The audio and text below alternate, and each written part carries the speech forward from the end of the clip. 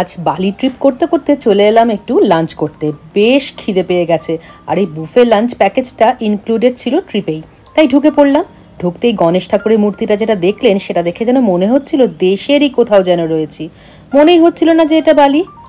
বিশাল জায়গা জুড়ে রেস্তোরাঁটি, প্রচুর মানুষ বসে খাওয়া দাওয়া করছেন। দেখুন, প্যাকেজ ট্রিপে বেশিরভাগ মানুষকে এখানে লাঞ্চ বুক করে দেওয়া হয়, কারণ এটা বেশ স্ট্যান্ডার্ড একটা রেস্তোরাঁ। এখানে রয়েছে প্রচুর শাকসবজি, মানে একেবারে কাঁচা যেগুলো খাওয়া যায় সেই ধরনের শাকসবজি, স্যালাড, এরপরে রয়েছে স্যুপ, এরপরে রয়েছে আমাদের নানা রকমের ভাত জাতীয় খাদ্য, যেমন ভাত রয়েছে, চাউমিন রয়েছে, ফ্রাইড রাইস রয়েছে, দেখতে পাচ্ছেন এটা রয়েছে চিকেনের একটা আইটেম। এগুলো সব বুফেতে রয়েছে, যত খুশি করে খান। এটা একটা মাছের আইটেম, এবং মাছটাকে একটা অন্যরকমভাবে একটু ঝাল ঝাল স্বাদের করা হয়েছে, বেশ ভালো ছিল। এটা যেটা রয়েছে ফিশ স্যাটে, বেশ টেস্টি খাবারগুলো, দেখেই বোঝা যাচ্ছে বেশ ভালো। এটা হচ্ছে ফ্রেঞ্চ রোল, এটাও ফিশ দিয়েই করা রয়েছে, এবং প্রচুর রকমের খাবার এখানে বুফের মধ্যে রয়েছে।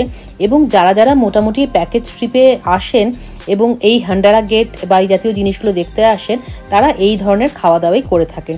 এইটা পরিচ দিয়ে করা একটা পায়েসের মতো খেতে ভীষণ ভালো খেতে। আর কাট ফ্রুটস তো সব জায়গাতেই থাকে, সব রেস্তোরাঁতেই মোটামুটি থাকে, দেশে বিদেশে বিভিন্ন জায়গায়। চা কফিও ছিল, চা কফিও যারা খান তারা খেতেই পারেন লাঞ্চের সাথে। তবে আমার সবচেয়ে বেশি যেটা ভালো লাগছিল সেটা হচ্ছে এনারা জাতীয় পোশাক পরে এখানে রেস্তোরাঁতে কাজ করছেন, এবং জাতীয় পোশাকগুলো এত সুন্দর, লুঙ্গির মতো দেখতে, এবং কি স্বচ্ছন্দে এরা এই লুঙ্গি পরে কাজ করেন, আমার সেটাই খুব ভালো লাগছিল। আর খুব অ্যাট্রাকটিভ, খুব ব্রাইট এই ড্রেসগুলো।